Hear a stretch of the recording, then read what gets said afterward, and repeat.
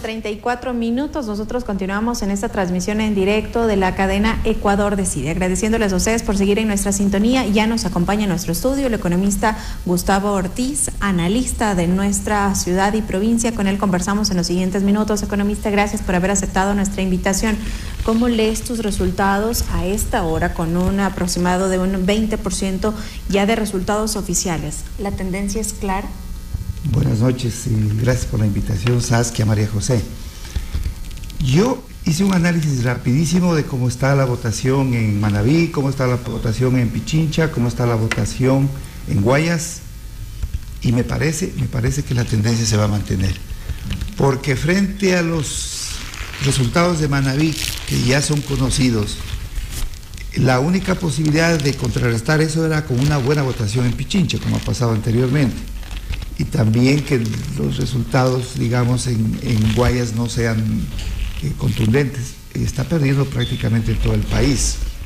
Me sorprende porque se entendía que la aceptación del gobierno estaba por sobre el 50%.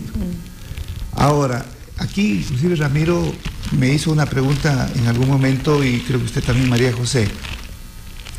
Y yo les había dicho que las consultas populares, independientemente si sean referéndums o plebiscito, se convierten en una forma de valorar la aceptación del gobierno. Y yo no creo que esta sea diferente, porque individualmente nadie va a estar en contra de reducir el número de asambleístas de 151 a 73 hasta por sentido común. Yo entre broma y en serio decía, pero si para tener 151 inútiles prefiero tener 73. Yo creo que la lectura tiene que ser muy clara en este sentido. Volvió a ocurrir lo que venía pasando en el país, que ya nos pasó anteriormente con el gobierno del presidente Lasso, porque Lasso no pudo poner a consideración mejores preguntas. De hecho, si las hubieran aprobado, podríamos solucionar el problema, por ejemplo, de ese Consejo de Participación Ciudadana y Control Social. Entonces, esa yo creo que es la lectura que tiene que darse. En este escenario, economista, ¿es que la ciudadanía no piensa que la Constitución es la que genera los mayores problemas en el país? ¿O cómo leyó esta necesidad de un cambio constitucional? Si bien es cierto, la Constitución del 2008 tiene falencias y tiene problemas, justamente como hablábamos del Consejo de Participación Ciudadana, pero también en este escenario político hemos visto cómo la presentación de preguntas continuamente a la Corte Constitucional, algunas con muchos errores, con anexos que han sido poco fundamentados, no daban paso. Y esto lo conocía la ciudadanía. En este momento, al ver estos resultados, ¿cómo entendemos que el ciudadano mira a la Constitución? No vayan a pensar que como no ganó el sí, ya me voy a bajar de la camioneta. No, usted ha dado la cara. Yo voté por el sí en las 4 preguntas, lo volvería a hacer, porque además esas 4 preguntas tienen bondades y no pertenezco a ninguna organización política. Y lo he dicho, en algunas circunstancias, el presidente Noboa ha cometido muchos errores, muchos rasgos autoritarios que infundieron cierto temor en ciertos sectores de la población que ya están cansados de tener o de haber tenido ya 10 años de dictadura en este país. Entonces es suficiente. Mire, la aprobación de esas leyes en la Asamblea Nacional, sin respetar principios elementales, cosas que los puede entender un estudiante de Derecho de primer ciclo, que es el principio de unidad de materia. Es decir, no puede usted, pues, en una ley aprobar de todo. Entonces sale por ahí un señor ahí que no tiene ni pelos y dice que el principio de unidad de materia solamente hay que respetar el momento de presentar el proyecto y que luego puede poner cualquier cosa porque ellos son los asambleístas poderosísimos de este país. Y luego hacen otra barbaridad, Saskia y María José. En el segundo debate, ya cuando se iba a cerrar, se le ocurrió a este mismo señor, ya, Andrés Castillo, se le ocurre a última hora meter en una de estas leyes un poco de cosas, reformas a otras leyes, cuando lo que correspondería es que regrese el proyecto a la mesa para un nuevo informe de segundo debate. Entonces cometen tremendos atropellos. Sale la Corte Constitucional, que tampoco son santos de mi devoción. Les dice que están, lo que se les había anunciado varias veces, les dice, señores, han violado la Constitución. Entiendan, no, que la Corte Constitucional protege a los criminales, etc. Esos son errores graves. Hay que entender que si queremos consolidar un Estado de Derecho, si queremos consolidar una democracia, tenemos que respetar las leyes, tenemos que respetar el ordenamiento jurídico. Esto definitivamente entonces responde a este voto emocional con el que hablábamos en muchísimos de los casos, este voto emocional en donde, independiente de las preguntas, de su calidad, de lo que podían resolver, la ciudadanía votó en contra de una falta de efectividad de obras del gobierno nacional, la falta de resolver sus problemas principales. ¿Este es un voto en contra de Noboa? Para mí es un voto en contra de Noboa, a su estilo autoritario, que es muy parecido al de Correa, haber reciclado en ADN a lo peor, en no entender que cuando uno está en el poder tiene que ser humilde y tiene que respetar la voluntad popular, y además errores gravísimos en la campaña. Le voy a dar solamente uno. ¿Cómo se le ocurre decir que la salud ya no tiene que ser prestada a través de la seguridad social, sin que la gente asimile bien cuál es el problema? La gente inmediatamente dice, nos quieren quitar la salud, el seguro social, nos van a mandar a ese Ministerio de Salud, donde no hay, peor, ni medicamentos. Esa es una tremenda imprudencia. Por ahí mandaron ahí a este señor de la Gascas, que ellos se creen vacas sagradas, ¿no? Entonces van a pontificar y creen que nosotros somos tontitos, que la ciudadanía es tontito, que van a elegir a los jueces. Entonces, mire, también hay legítimos temores. Yo señalé varias veces si el problema en la Constitución no está en su parte dogmática. ¿Por qué tenemos que dejar de respetar los derechos de la naturaleza? ¿Dónde está el problema? Aparte que existe un principio de la no regresividad de derechos, es decir, el mismo hecho de venderle a la gente que se podían disminuir los derechos, ignoraba el hecho de que Ecuador es firmante de tratados internacionales y está llamado a mantenerlos y a protegerlos a los derechos, es decir, no podían de un rato a otro desaparecer. Pero con respecto a los errores que usted manifestaba, yo creo que si hay uno que caló hondo en la ciudadanía fue cuando el señor presidente manifestó que él no podría decir hacia dónde va la Constitución, sino que el momento en que se gane las elecciones podría dar declaraciones al respecto. Entonces, sin duda, eso generó mucho temor en la ciudadanía porque él cometió un error de comunicación.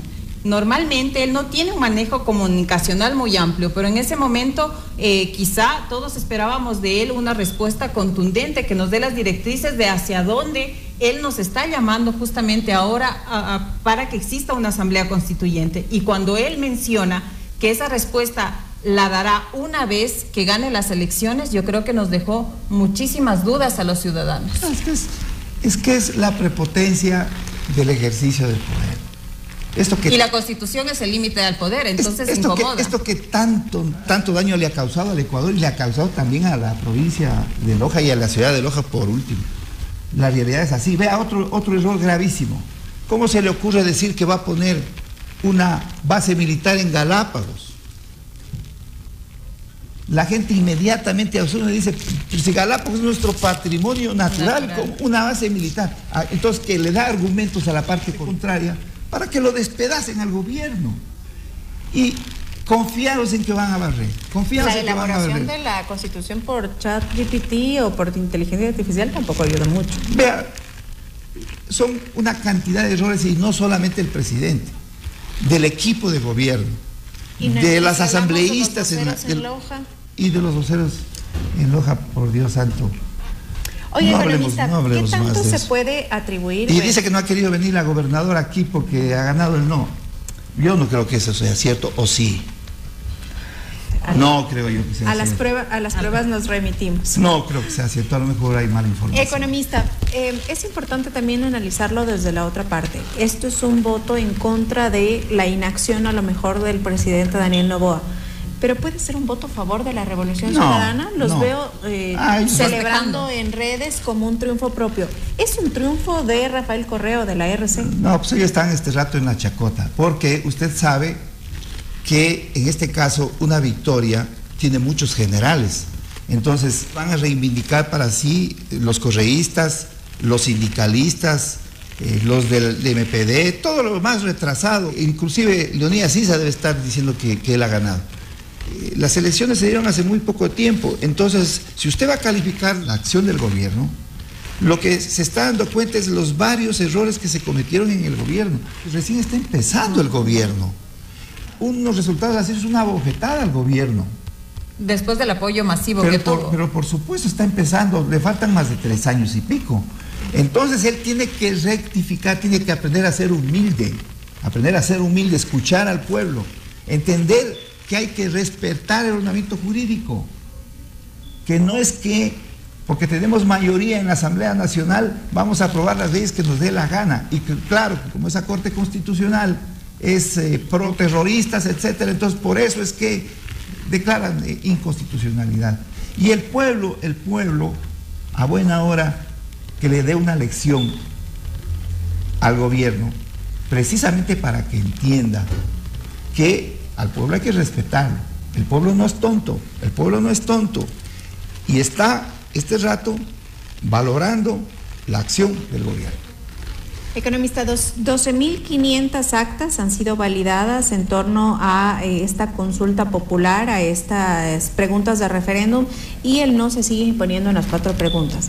¿Qué viene ahora? ¿Cuál debería ser el siguiente paso del presidente Daniel Noboa, de su entorno más cercano, de las autoridades de gobierno, como respuesta a estos resultados? Lo menos que tienen que hacer es respetar la voluntad popular, reconocer que en una democracia el soberano es el pueblo y que su voluntad se expresa en las urnas y que ésta tiene que ser respetada. Y esto le va a dar lineamientos de carácter general al gobierno para que rectifique, para que entienda que lo que está haciendo no está bien, tiene que hacer mejor las cosas para que recupere la confianza del pueblo ecuatoriano. Yo pienso que no podemos tener peor constitución de la de 2008, pero si el Ecuador dice, no, ya nos quedamos en broma y en serio, yo decía, ya nos quedamos con ese mamotreto, entonces vamos por la vía de la reforma parcial, que todavía es posible, y la vía de las enmiendas, pero obviamente sobre la base de demostrar que efectivamente ahí tenemos un estadista, que tenemos una persona que respete el ordenamiento jurídico. ¿Tenemos un estadista? Mejor no me hagas responder. ¿Y un equipo jurídico que lo acompaña, que lo pueda asesorar en legal y debida forma? Un equipo que efectivamente vea la vocera del presidente de la República, los días lunes. Ustedes son mujercitas. Ella se pone a pelear con los periodistas. Cuando un gobierno comienza a perseguir al periodismo, ahí huele a dictadura, huele a autoritarismo. Y no solamente es eso, las persecuciones a Diario Expreso por la posición crítica que tienen ahí contra el gobierno, ¿sí? Y nosotros hemos vivido eso en carne propia, las persecuciones que tuvo, por ejemplo, Ecotel en el gobierno de Correa. Eso no queremos que en este país vuelva a ocurrir.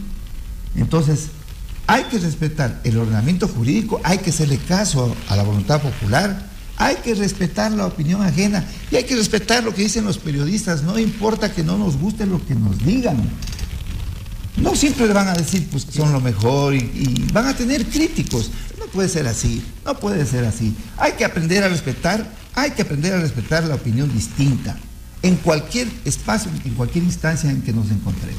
Economista, le agradecemos muchísimo por su presencia. El economista Gustavo Ortiz, analista de nuestro país, ha estado con nosotros. Nos vamos a una pausa y regresamos con la cadena Ecuador Decide.